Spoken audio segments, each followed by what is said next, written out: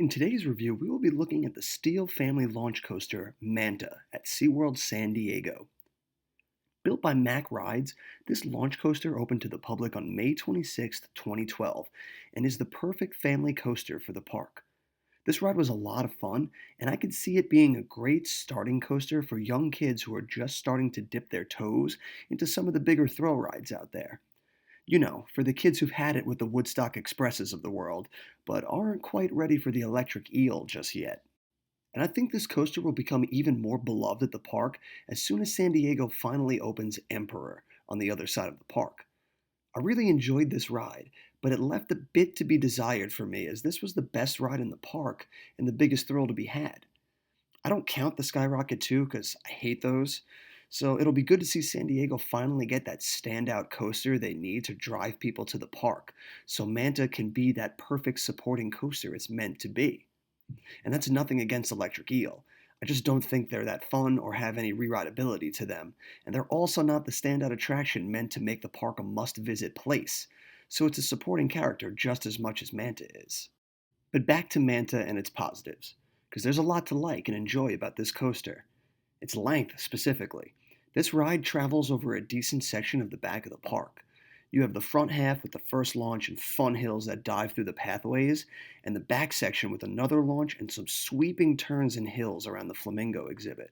It's a lot of fun, and even with the quick ride duration, this still makes you feel like you got a lot out of the coaster. The theming is another great positive, and may be my favorite thing about the ride.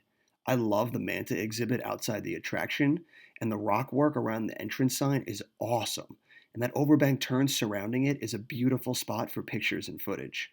The ride also has a neat little show scene in the beginning, making you feel like you are a manta ray about to surf the great wide ocean before you are launched out of the tunnel, and that was super fun.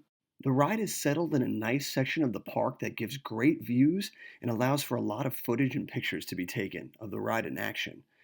And as great as some rides are at disappearing into the trees and being completely invisible to the eye, I much prefer the rides that you can get up close and personal with and get to know super intimately and capture all it has to offer.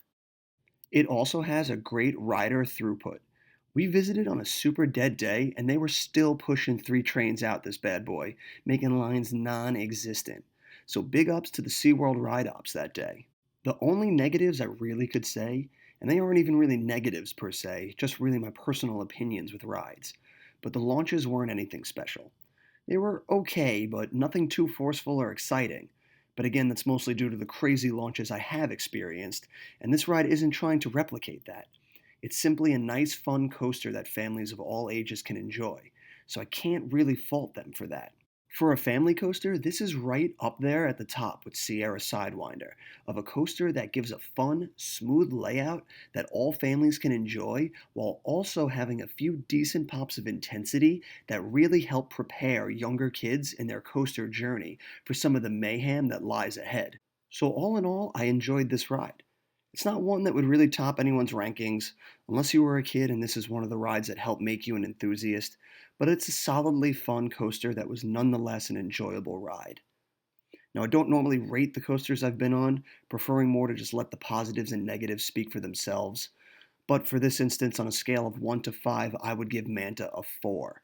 It's fun, with some really good theming and a nice layout, but nothing that will make you shout, "Damn, I gotta get to SeaWorld San Diego to ride Manta." Guys, thanks for watching. I hope to have more coaster reviews up in the future. If you like this video, hit that thumbs up. Sound off in the comments. I want to hear what you think of this ride, if you've ridden it, and what else you think this park could use in its lineup. As always, hit that subscribe button, and until next time, adventure on.